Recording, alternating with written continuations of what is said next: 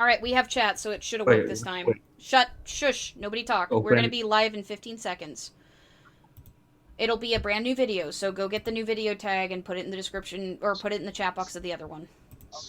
Copy. 5, 4, 3, 2, 1. We should be live. Alright, guys, is everybody live? Did the video get actually created, or is it still being Yes, it did. dumb? We are live. Sweet! Alright. Unfortunately, it looks like it didn't, It'll be a brand new video, so go get the new video tag and put it in the description, or put it in the chat. Alright, so it looks like we, need to, I'm not finding update it. everything. Callan, we are definitely live, so everything you're saying is going on this video. I found it. So. Alright, guys, sorry about that again. OBS is deciding to be a pain in the butt. I need to get a hold of somebody who's a lot more experienced with it in the YouTube community. Callan, your mic. And see what I can do about the fact that it decided to be a butt again. It doesn't seem to like to latch on to the videos that I create, or sometimes even go live at all. So, we are live again. I fixed it. And, welcome to Poly-Ology's new live stream. We have a special guest, Witch from What the Craft is joining us again, and tonight we're going to be talking about divination. So, sorry about my embarrassing tech ineptitude. I've been dealing with OBS. They had a new update recently that has been a total pain in my butt, so I'm hoping I can figure this stuff out so we don't have any more problems like this, but I figure you guys have been waiting for a half an hour for us, so we might as well jump right into it. So, for everybody that's here, we have Kingetto, we have Callan, we have Via, Hi. and we have Witch. So I'll start from my left with Kingetto. Unmute yourself and introduce yourself. Say just sort of a quick opening statement about divination.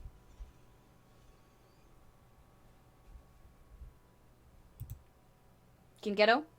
Okay, I'm Congetto, and various forms of divination have been around throughout centuries, and I have several resources with me about Celtic forms of it. Okay. There is various things like augury or Ohm or things like that.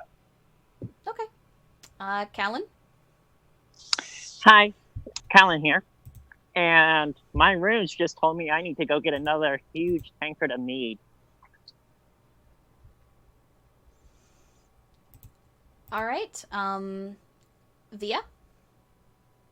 Hi, I'm Via, and I'm generally pretty bad at divination, and signs just kind of show up without me wanting them to, and it's pretty hype.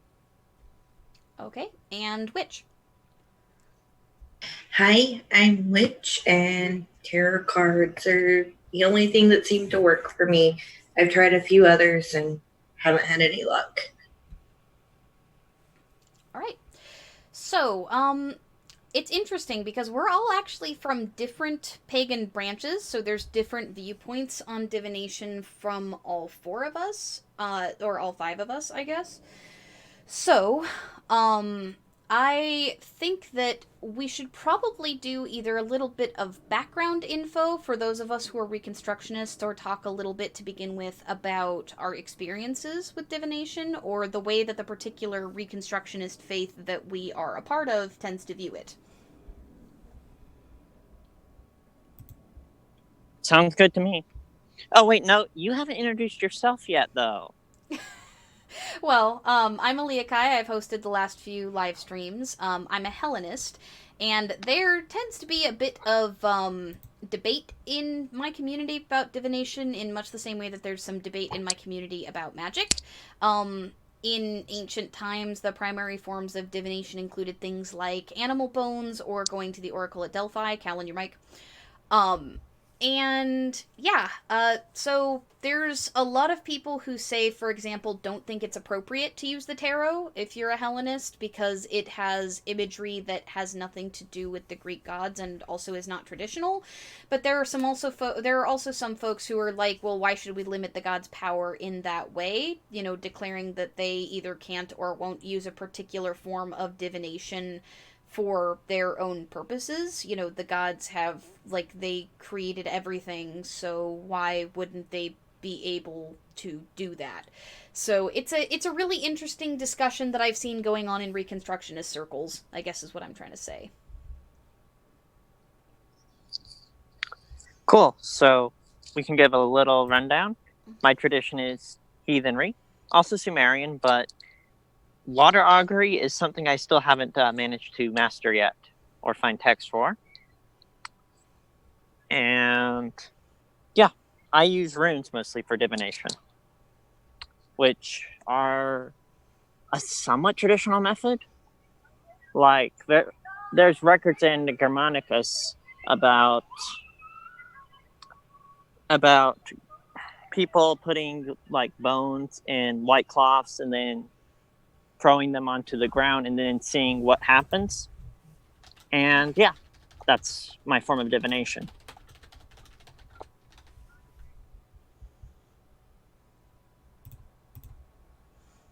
Anybody else who'd like to chime in about your experiences with divination or your particular branch? I know that Witch is reconstructing a particular magical tradition. So you mentioned that tarot is kind of the big thing that works for you. Would you like to talk about your experiences using it? Yeah, I just found out last night that the tradition I'm trying to reconstruct is more than just the two pantheons that I originally thought. There's a whole bunch blended in there.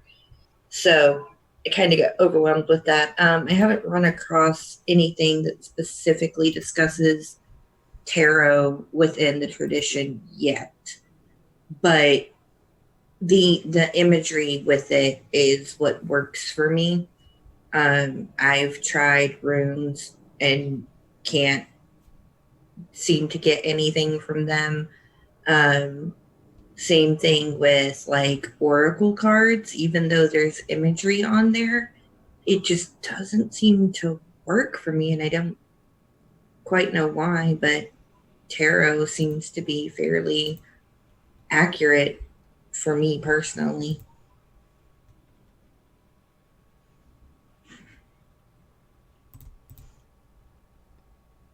Okay, what about you, Kingetto?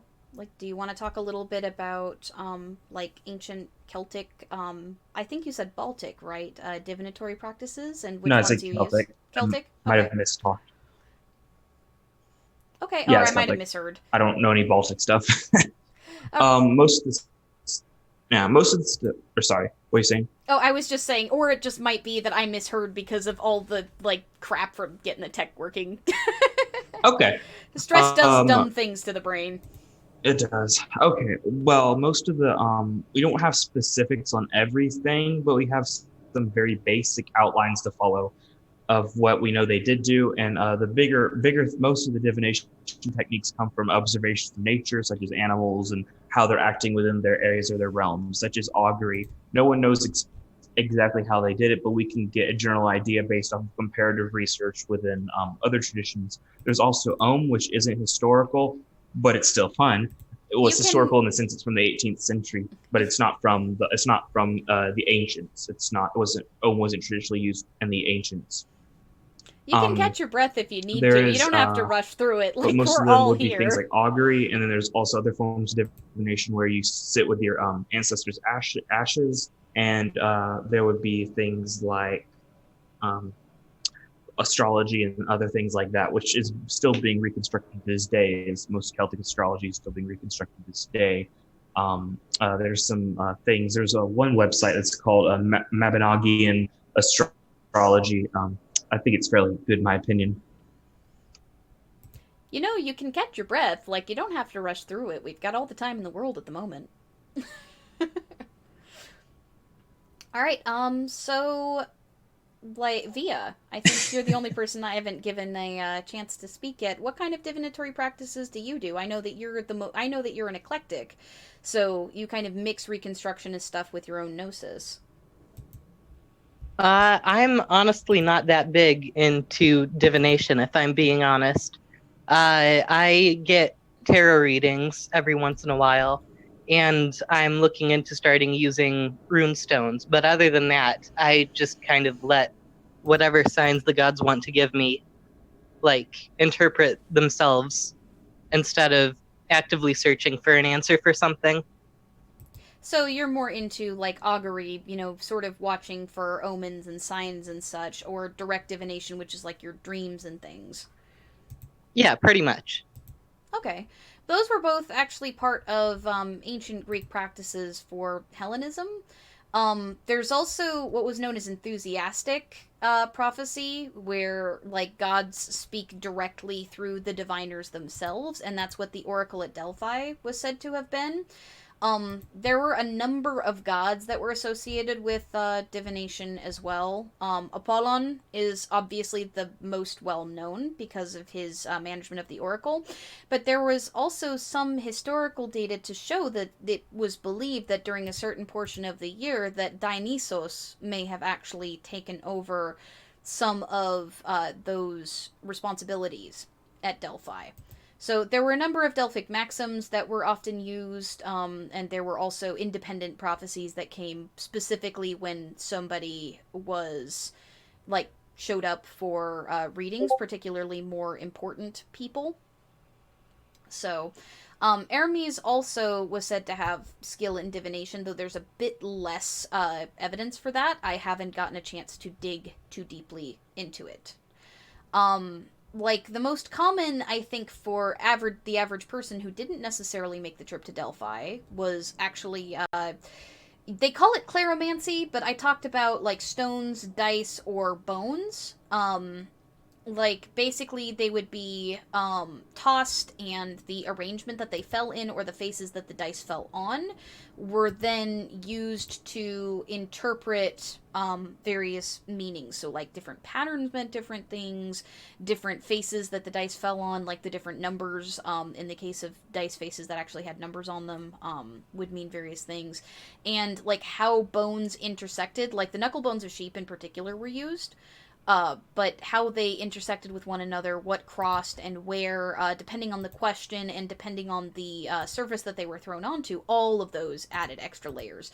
So that can be a major challenge to reconstruct, because a lot of that stuff was actually passed down orally or training through temples. So. And also, a lot of people aren't necessarily into messing with sheep bones and stuff like that. Yeah. So, I mean, like, that's part of the reason why some of us, like, and I believe Kellen's in this camp as well, believe as much in revivalism as Reconstructionism, trying to be as historically authentic as we possibly can, but with modern day updates, because, like, I don't necessarily want to go drive down to a mutton farm and be like, hey, you got any sheep corpses that I can nab some knuckle bones from? Like, how much would that cost? Yeah, or me go over and say, how much, I want one of your thralls so I can sacrifice them to Odin. Well, yeah, or I mean, I always love a good oracle bone from a cow every now and then. So, I think it would be interesting to go from here to talk about, so what do you guys think the qualifications for a, say, direct or ecstatic revelation would be? In other words, what would be your standard for when you feel a dream or a vision or a piece of inspiration or, say, a quote from a book or something else is actually divinatory and divine in nature? Like, what would your personal standard for that be? My personal standard would be in accordance with mythos. If I have a dream and it's Odin running around in pink underwear or something, I'm not going to take that as revelation, personally. For me, it's repetition. Like a one-off, I tend to ignore, but if it happens repeatedly, then I'll pay more attention. What about you, Kingetto?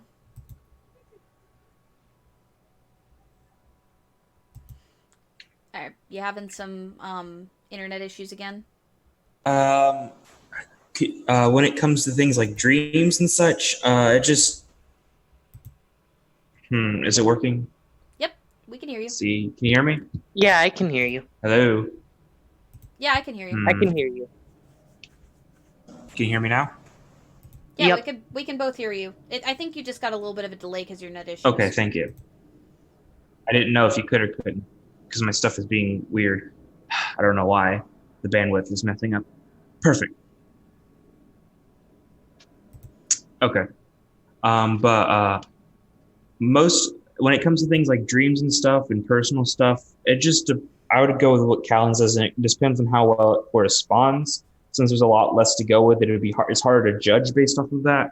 And I'd also question on based on how well it fits together and how consistent it is, at least within the symbolism. It doesn't have to be a contained story that has logical everything within it. If it's a dream, it can be illogical as long as it's consistent within the theme it's trying to convey. And it just depends on on internal consistency and consistency within the religion itself. What about you, Via? A lot of it comes down to just kind of an instinctual feeling, and that combined with what Witch was saying about repetition. And if a sign keeps repeating itself over and over again, that I'm going to be taking it much more seriously. That's fair enough. I'd say for me, it generally has to do with the symbolism. Because I'm a multi-traditionalist, there's a number of sort of symbolic animals or other sort of entities that can show up in my dreams. Funnily enough, I was talking to Callan this morning about a very strange one that I had, but I won't get into the details because it's a little not safe for work in some places. And usually... It's extremely NSFW. Yes. Very. So, basically, if there's enough of that sort of symbolism and it tends to look like it's leaning towards a common theme, and I get the feeling that it is significant, those two things together will often cause me to sort of look at it a little more closely. I generally will look to someone else to have a conversation to try to interpret it, though, because a lot of the time, when I do have those sorts of prophetic or revelatory dreams, those can be I tend to be very close to whatever issue I'm getting that from. So I tend to always try to lean towards the more positive side of whatever it is that I want, rather than whatever it is it actually is. Versus something like the tarot, which I do use, even though I'm a Hellenist. I really do enjoy its use. I used it before I ended up shifting more towards a Reconstructionist bent, and I have a Greek-themed tarot deck that I do use. It's fantastic. It actually, like, the minor arcana are all themed around some of the major Greek mythological sets, like particular heroes and their journeys, and the major arcana are all symbolized by various gods. Some of them I disagree with a little bit, like their characterization, but the interpretations are always spot on. A lot of the time, I will give a prayer or an offering before pulling cards, usually to one of the divinatory gods, sometimes to a particular god that has a special interest in the area that I'm asking for help in. And, like, lay out the cards and ask either Athena or Hermes for clarity for the interpretation. So, on that subject, do any of you have a particular, say, ritual set or a particular methodology that you use to prepare for divination, or a particular god that you like to call on?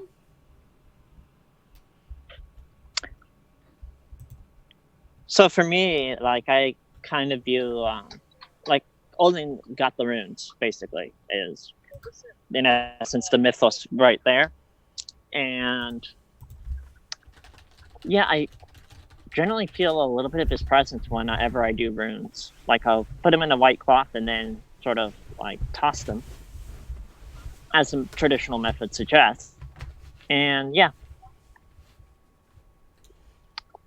how the runes actually are supposed to work is another very complicated subject that we could probably get into later. So for what it's worth, guys, Kingetto's having a little bit of net issues, so he'll be rejoining us shortly. Callan, your mic.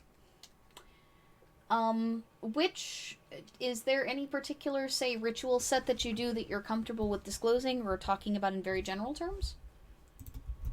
For me, I do a daily reading, and I usually do it every morning, and it just kind of depends on how I'm feeling, if it's a 1 or a 3 card pull. Other than that, I will sit down and do a reading when I feel I need to. But outside of that, something that I did forget to kind of mention earlier is with the tradition that I'm trying to reconstruct, there's also a lot of paying attention to nature signs for trying to predict the weather. And it comes in forms of like the rings on woolly worms will give you an idea of what winter's going to be like, or cutting persimmons in half and the shape, either a fork or a spoon, lets you know what the weather is going to do. I'm trying to dig into those and find out like where they started and what, if there's anything to support it or not. But there's a lot of like what you see in the farmer's almanac for trying to figure out what the weather's going to do. There's a lot of that in the tradition that I'm trying to kind of sort through currently. That's really interesting.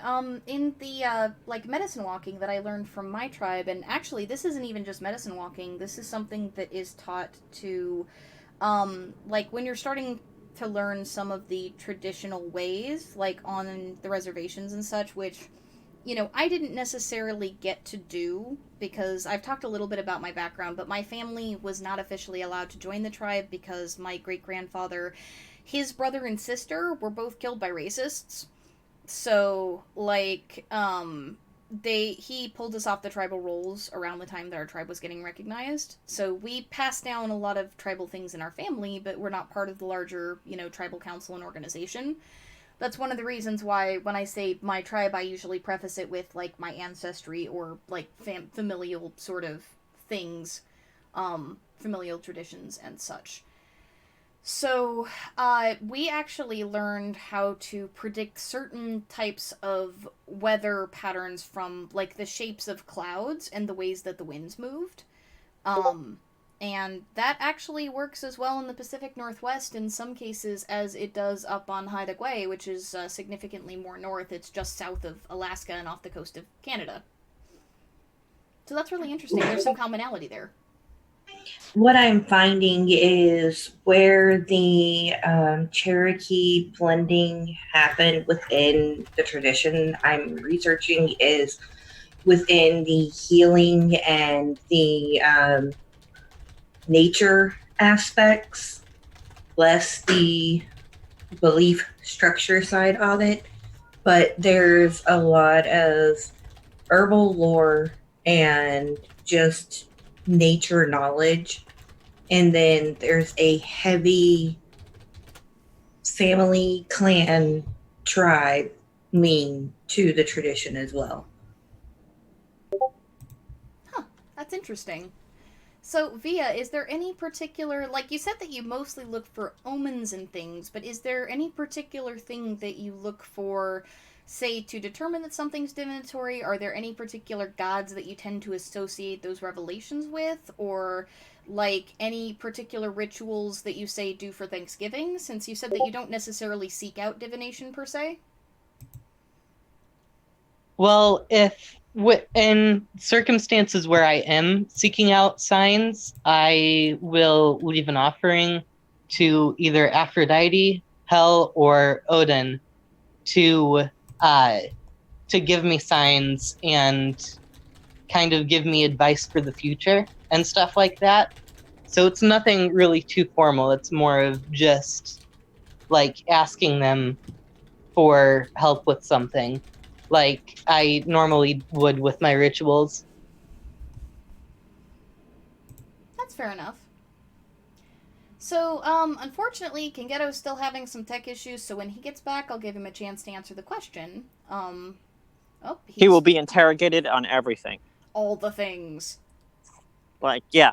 Hey, we know the Kingetto, crimes he's been up to. Can you hear us now? Are you doing all right there?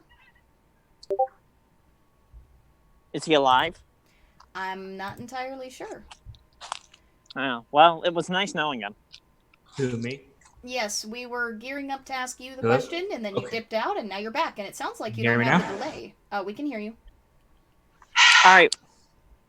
Mm-hmm. All right, so the question is, do you have a particular ritual Thank you. that you use to This is prepare... not working because the internet here is terrible for some reason. Oh, that's unfortunate. Let me know if you get it fixed, and I will end up asking you whatever questions you end up missing. So the next question for the group is is there a particular type of divination that you favor? And if so, why? Which you mentioned a Okay, number of different so what'd you things. say? You cut out for a second. Um, Kingetto, I'll send you a text over DMs and stuff because you seem to be having a delay on us trying to talk to you because of your internet problems. Um, Okay, thank you. okay. Are you not delayed anymore? Can you hear me in real time? Apparently not. Apparently not. I guess is this real time?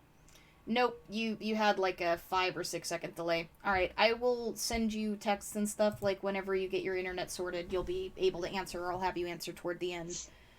Um, what I was saying was, which you mentioned herbalism, you mentioned tarot and doing daily readings, you mentioned a couple of other things for divining the weather and such. Is there one of those in particular that you tend to favor?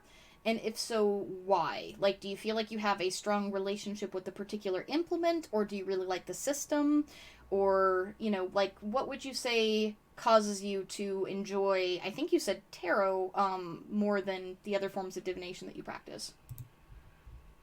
Yeah, it's tarot is my favorite for just doing readings to kind of get an idea of what's going on, which direction to go, things like that.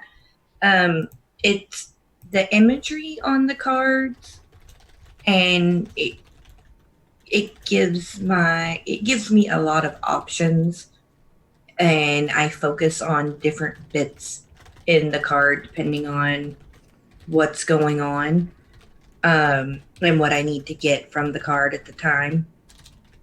And then other than that, my other favorite one as far as what the weather's going to do is my own freaking body, because things ache when things are about to happen.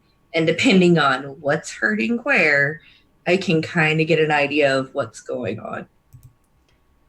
So I actually have done quite a bit of tarot reading. To kind of go down that line a little bit, would you say, do you mostly go by the book definitions of the cards or whatever particular type of symbol you noticed first?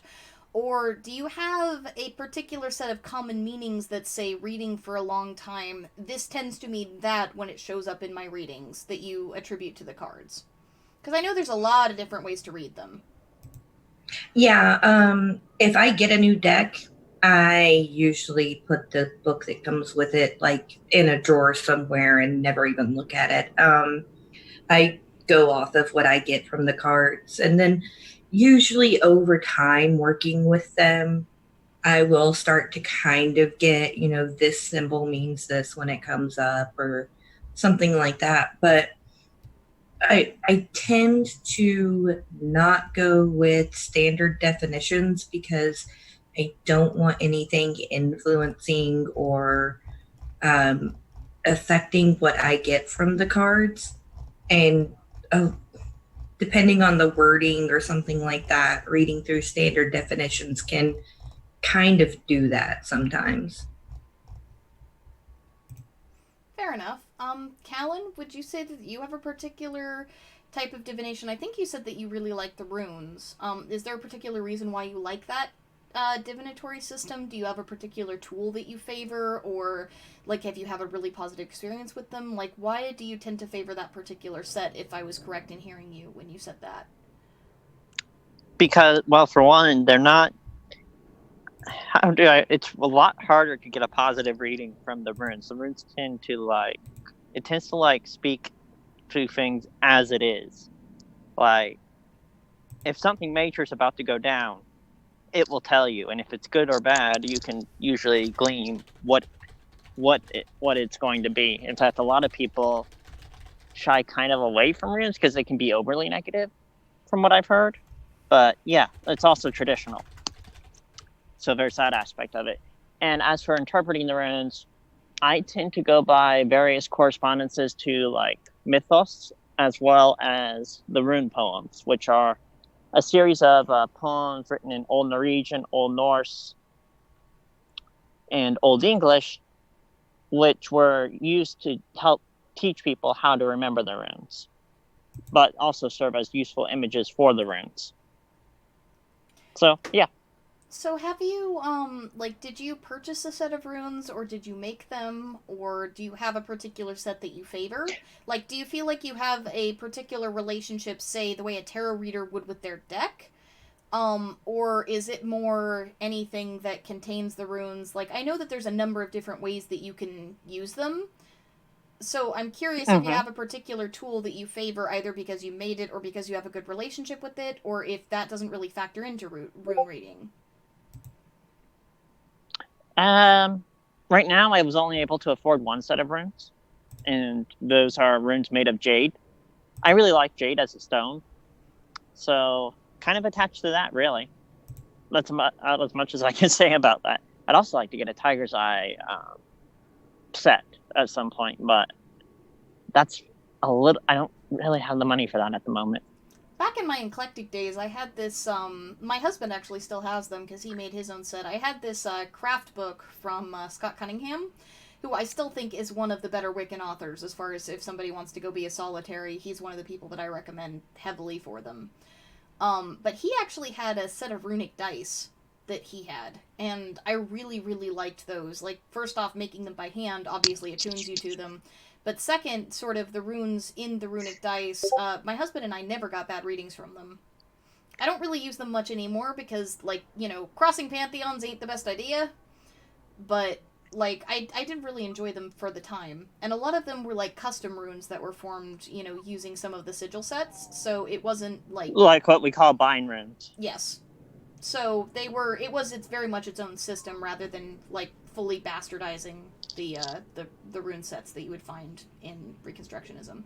Yeah, runic magic is fun. So, Via, I said you mentioned that you actually do occasionally seek out like divinatory information. Do you have a particular form that you favor, and if so, why? Not really. I just kind of like leave my offering to the gods and reach out to them for help and let them work in whatever way they will and give me whatever signs they feel like.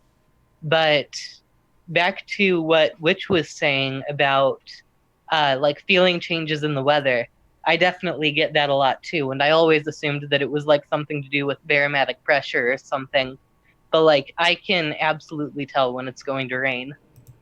Yeah, I get migraines, as I mentioned in the chat, right about, like, when pressure changes happen, and generally I'll get a really bad one before we have a major wind or thunderstorm. They seem to be my number one migraine trigger, and it's really strange, because a lot of doctors don't seem to think that barometric pressure can actually do that, but I've met a lot of people who have exactly the same problem. Like, I'll get a text that one of my friends has a headache, and I'll have one too, and then 3 hours later it'll be a rainstorm. Yeah, I don't really get migraines from it, but I definitely get this warm, tingly feeling that I only get when it's about to rain. So, do we have you back yet, Kengoto? Because it looks like you've rejoined. Are you still delayed?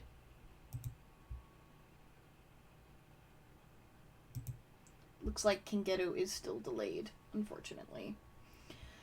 Alright, so, do any of you guys have any particular topics that you had planned on bringing up when I mentioned the theme for the stream? Like, is there a particular system that you're interested in and haven't gotten a chance to try out? Or a particular divinatory experience that you feel comfortable sharing? I do want to try out more bind runes myself. Like, runic art is one of my favorite styles for art. It's actually also in one place that a lot of people don't actually expect. The Bluetooth logo, for example, is actually a combination of two runes for Haraldr Bluetooth. So, yeah, fun fact.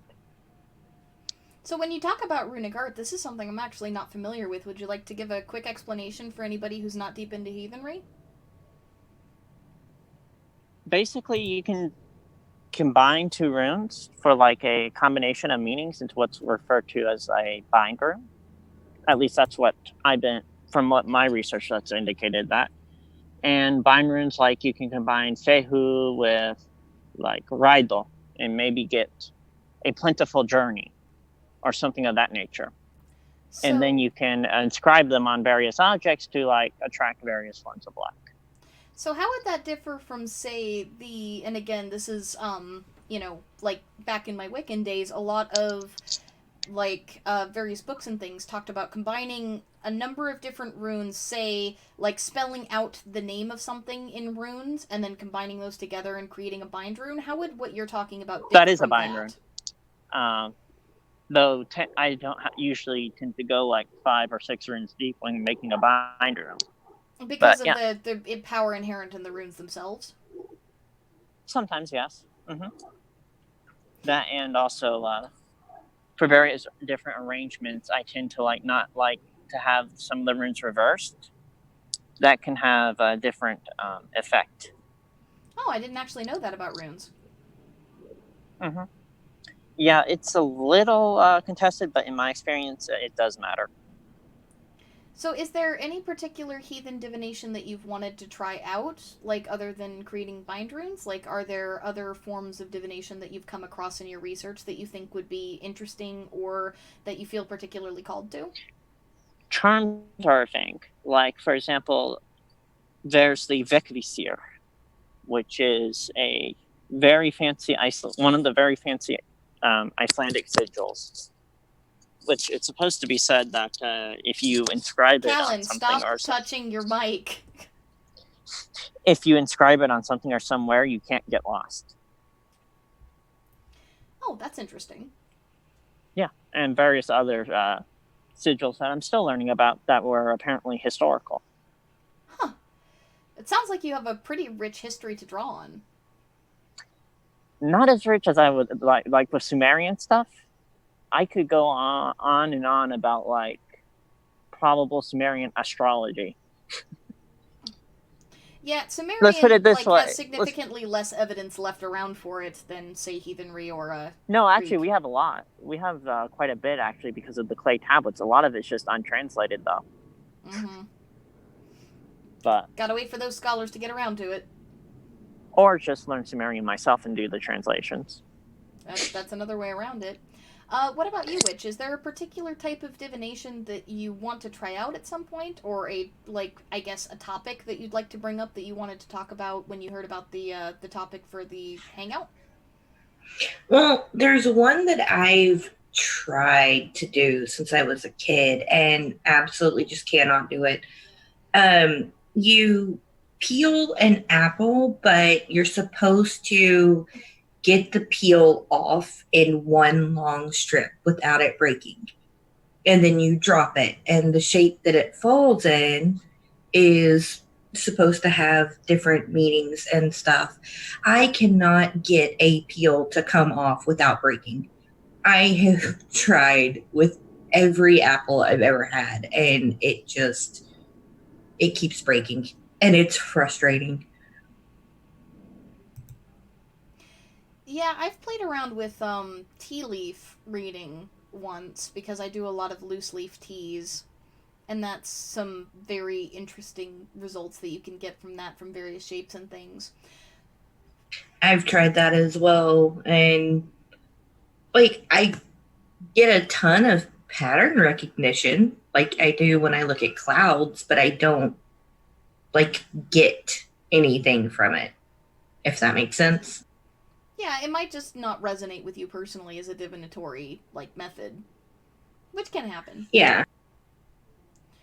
So Via, what about you? Is there a particular topic that you would like to talk about on within the topic of divination itself, or is there a particular divinatory type that you've heard about but want to try and haven't gotten a chance to yet? Sorry, I was just kind of struggling with my mute button for a second there, but I definitely really want to start using runestones.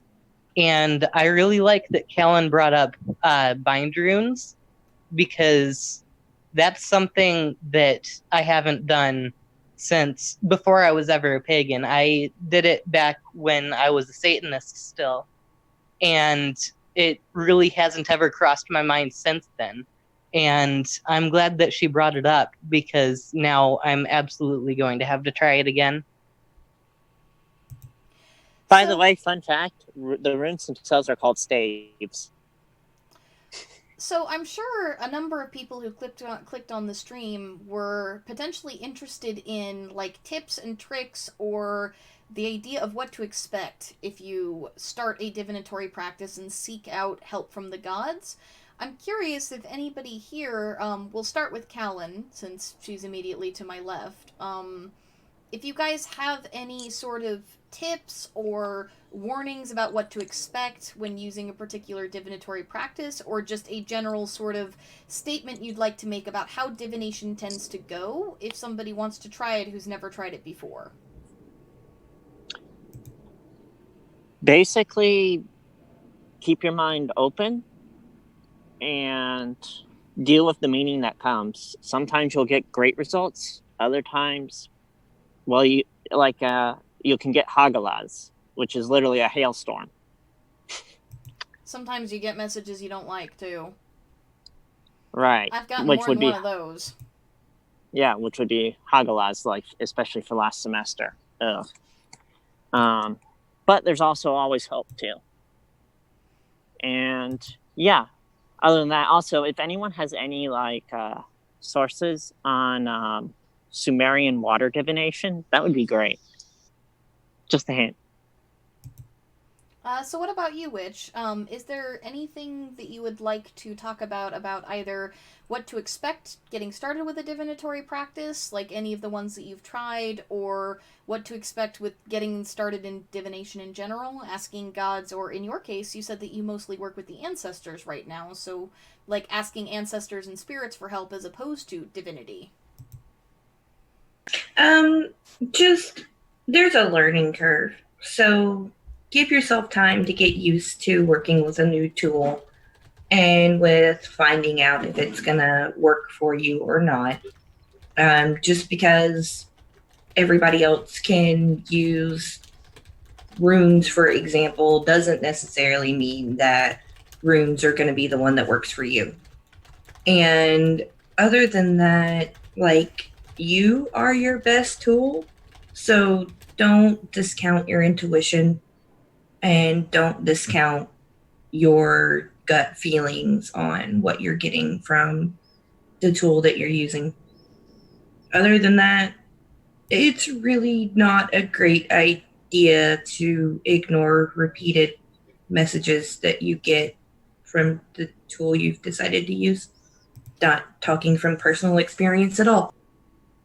Yeah, I actually wanted to get you to expand on that a little bit, since you are a bit like me, and you said that you tend to use omens and stuff a lot, and I'll ask Via the same question when it's her turn in a moment.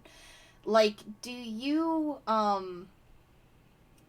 feel as though learning what parts of your intuition to trust, or what sort of signs and omens feel significant and when to trust those feelings, like, do you feel like that's a process that you've struggled with?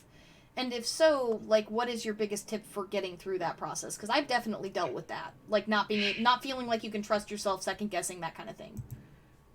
Yeah, I definitely struggle with that. I struggle with it even now because I will tend to ignore a tap on the shoulder message until it's a 2x4 to the face. And that doesn't always work out very well. But I kind of want to be like, I know this is a message and not just, well, maybe. But it's an internal process of learning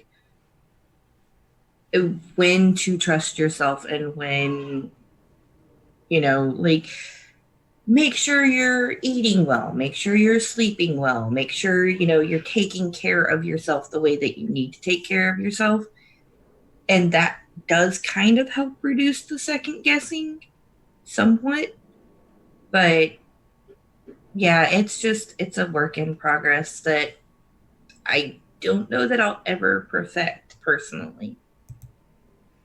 So what about you, Via? What do you like? Do you have any sort of tips and tricks for somebody who's just getting into a divinatory practice, or any commentary on what Witch and I just talked about, kind of learning how to trust yourself and learning how to figure out what's an omen and what's you overthinking things because you're stressed? Well, with what you and Witch were talking about, I haven't really had too much of a problem. Like, the figuring out the differences between actual signs and when I'm overthinking things. I guess it's just kind of a natural feeling that I've always had. So I don't really have much specific advice there. But I was going to say something and it completely slipped my mind.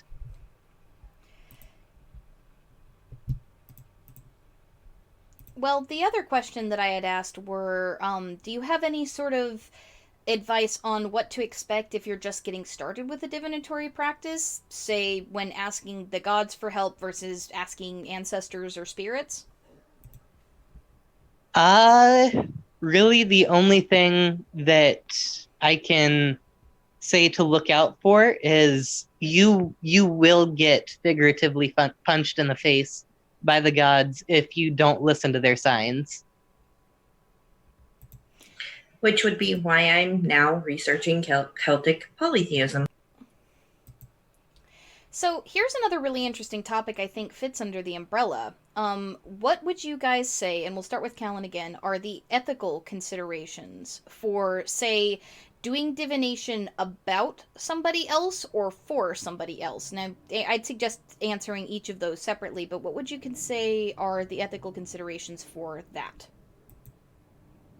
For me personally, I guess it would be like I will never charge for a rune reading, and and consent. It's pretty much just like any other ritual to me, in that consent is of the utmost importance. Like, So, what about if you're involved in a situation that involves somebody else and you're doing divination about that situation? Where would you say the ethical boundary lies for you? it would only lie if you were asking, say, tell me the future of this specific person, or tell me, like, you can ask for advice, but it should be centered around yourself, if that makes sense. Fair enough. So, say if you're considering whether or not to break up with somebody, asking what will happen to them if I do is probably an ethical problem, but versus, asking what will happen to me in my life if I do. Right. So, because I see it as a kind of a little bit of a ritual, and ritual consent is important to me, So, if that makes sense. yeah, that makes sense. Okay, so It's a. Hmm? No, go on. I was just about to move on, so if you had a last statement you wanted to make. No, I'm good. Okay. What would you say? Like, what would you say your ethical boundaries are around doing a reading about someone else or for someone else? I'm Callan, your okay mic. with doing like a reading to get an idea of what that person's influence is going to be on my life. Callan, your mic. Thank you.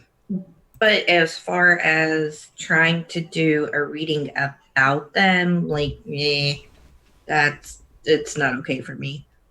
So even if you're in a situation involving another person? If I'm in a situation that involves someone else, I'm okay with doing a reading on what their influence on the situation will be, but not on them. Does that make sense? That makes sense. And then as far as like divination for profit, kind of, I don't know. If I were to be one that did it, it would be like a fair exchange type thing. Like, I wouldn't have a set dollar amount price or expect cash. It would be more of a, whatever you can afford to do, that's the exchange that we have. That's fair enough. What about you, Via? Like, what is your ethical stuff around doing divination for someone else or about someone else? I am pretty much completely with Callan on that. It's all about consent, and if someone doesn't consent to you doing a ritual centered around them, then you pretty much shouldn't do it. And the only place that I really differ is that if someone's a particularly unsavory person, I won't go into too many specific examples there. But if someone's a particularly not nice person, then I won't necessarily have problems with crossing those ethical lines. And when it comes to divination for people, I personally would never charge, but I completely understand people who do. And I think that it's reasonable to consider it a service. It's just something that I don't personally consider it for myself. Fair enough.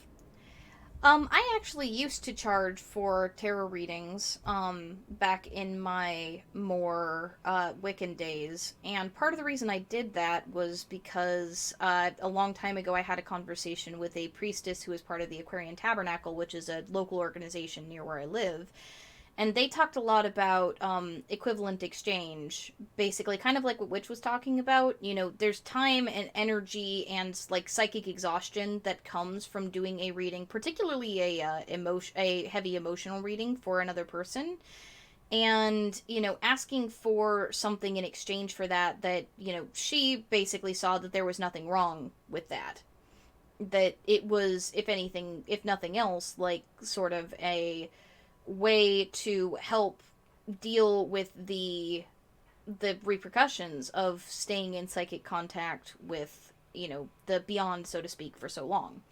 Nowadays I really don't do readings for other people very often. If I do, it has to be a pretty extreme situation. It's mostly just for people that I know, and I try to make sure that they don't give me a ton of outside information about the situation, just a very direct and specifically worded question, and then I'll do the reading, and like whatever they want to fill me in as the reading's going along, they can do that, but I don't want my own mind to influence it. Wait, so you haven't asked the tarot cards about the disaster you've decided to associate yourself when you associate yourself with me? I mean, I actually did do a reading and ask the gods for help about joining Poly-Ology originally. And the messages that I got were fairly mixed, but mostly positive. So at least there's that. Oh, okay. Okay, good. So you don't know our secret plan yet. All right, good. Just So that comes to the next thing that I wanted to talk about, which is, what would you guys say is something that you do in order to allow yourself to be as impartial as possible when doing a reading on something heavily emotional for yourself? Callan, I'll let you start. I'll go through like a little bit of like a miniature cleansing ritual that I do to put myself into the mindset.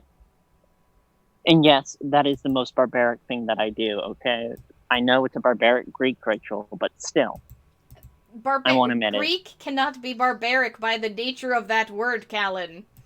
Yes, it can be. I'm making it barbaric. The Greeks are barbarians. The Germans are actually the high culture. That's touching some moral sticky ground. Yeah, that's a little yikesy there, Callan. All right, fine, the Norse. But yeah, no, Slightly better because of historical significance. Yeah, the Norse were the culture people, but the Greeks are barbarians. Yeah. That's no, not possible. The Greek word barbarian specifically refers anyway, Witch, it's your turn. I'm gonna kill Alakai by the time the stream is over, by the way. Metaphorically, of course. In a video game. Exactly. We're going to drop her in lava in Minecraft. I forgot the question after all of that. I was asking if there's something in particular that you do to put yourself into the mindset, where, say, a particularly emotional problem you're seeking help on, where you'll feel that you can accurately interpret the answers you get, rather than trying to influence them one way or another. Okay. Probably, and this is probably going to sound really weird, but it's a cup of coffee, making sure the kids aren't destroying the house so that I have time to actually sit and pay attention to the cards, and a notebook. Caffeine doesn't raise your anxiety at all? I'm surprised. I have a 6-year-old and a 3-year-old, so I survive off of just shy of a caffeine IV to keep up with them. So yeah, there's too much blood in your caffeine system. Yes, very much. Speaking of destroying your house, I hear little monsters destroying your house right now. Yeah, but that's okay. I bought some time where I don't have to have my eyes on them. Daddy does right now, so. That's right. Hand off all the difficult work to the atheists, as always. All right, so Via, what about you? Is there something in particular you do in order to handle a particularly emotional reading, or to try to make sure you can interpret your signs as objectively as possible? I've really got it down to a science. It's meditation, burn sage, and have a warm drink of some kind. Then I can pretty much get through any type of divination that I'm doing. Not that I do that too often. All right, Kingetto, you seem to have rejoined us. Are we no longer delayed for you? Like, are you able to stay in with us this time? I hope so. I've been trying to get this thing to work over and over.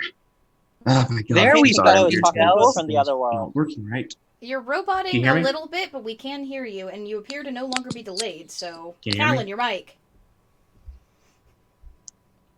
What's a mic? We can hear you. Yeah, take your mic out of the dryer. What?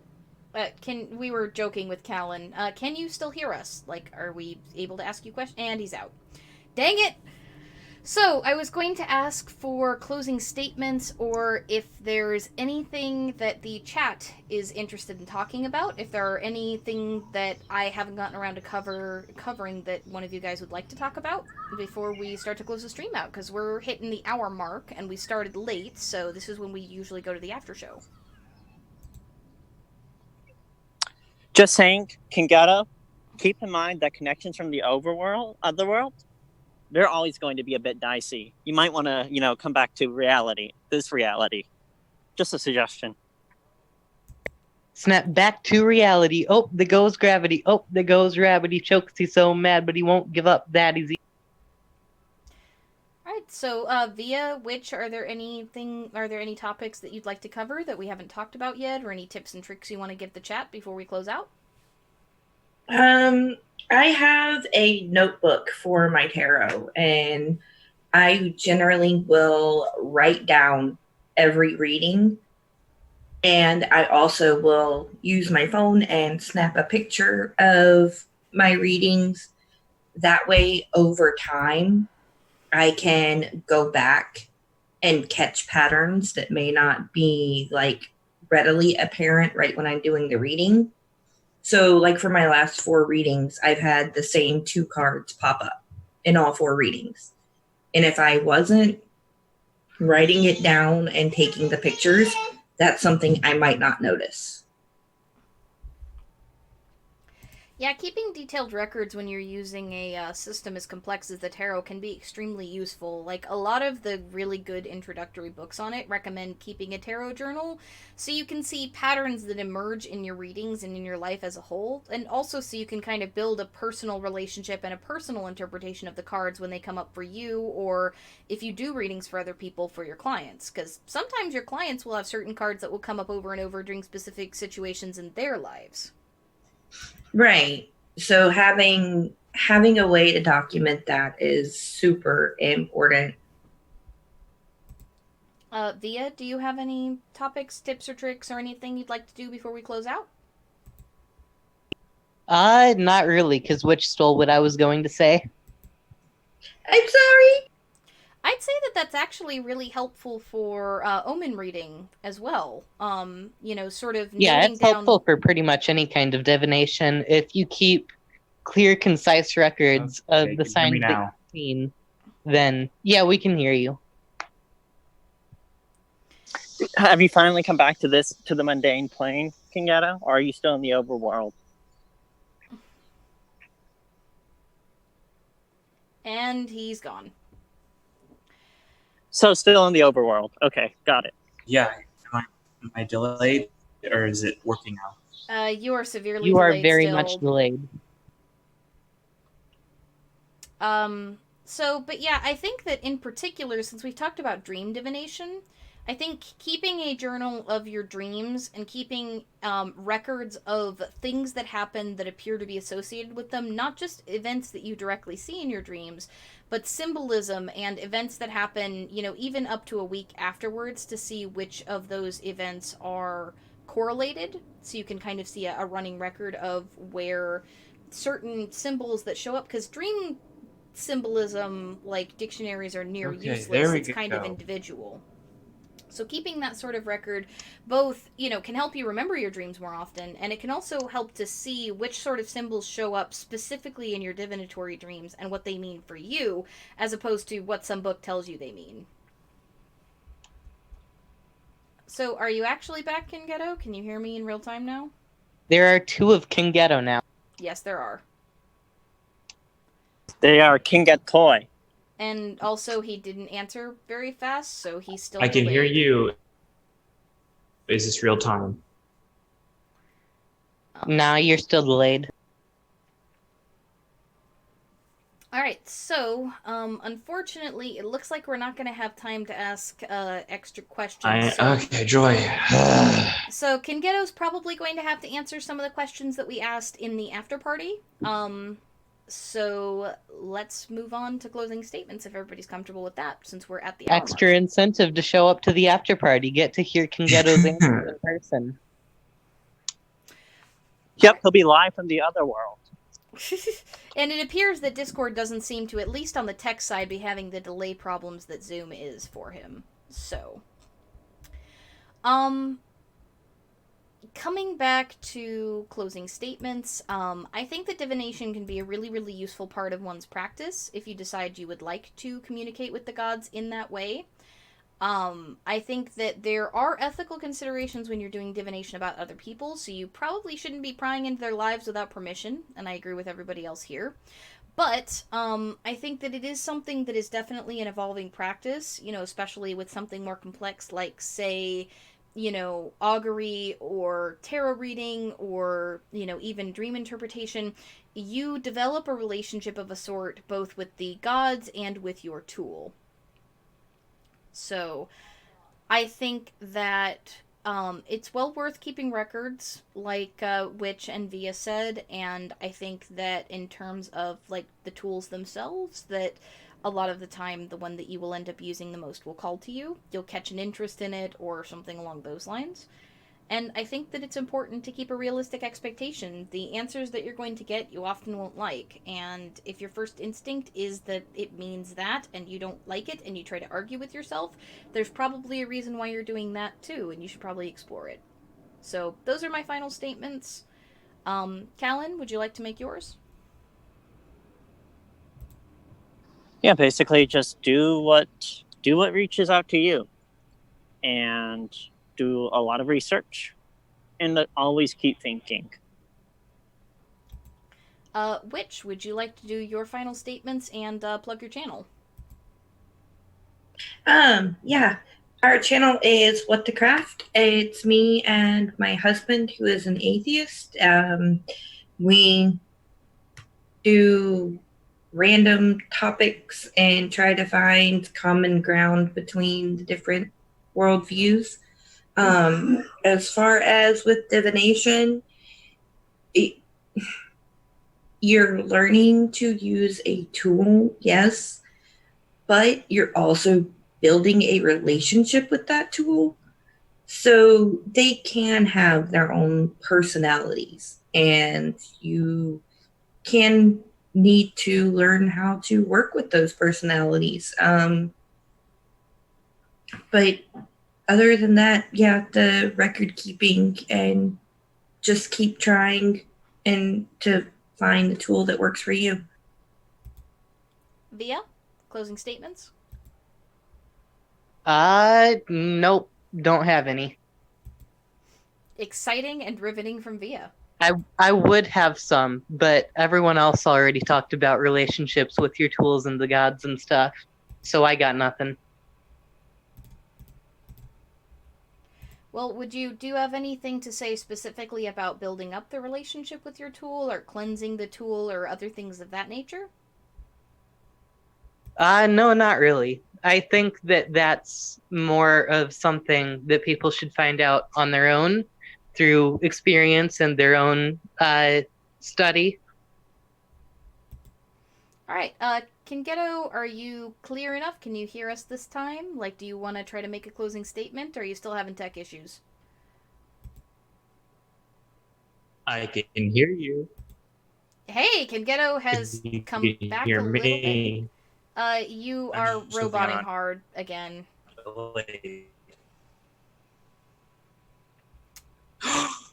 Fine. This is why you have to come back. Oh boy, this is terrible. Our main closing statement is I will tell you all about divination in the after party. Hey, that came through clear. The gods are good. All right, so I'm going to close out the stream. We'll meet you all in the Discord after party. Yet again, I have to update the description. So if you're not already a member of the Discord, I should get that updated in the next couple of minutes with the one that it was supposed to have. And yeah, we will see you all in the after party and see you all next week.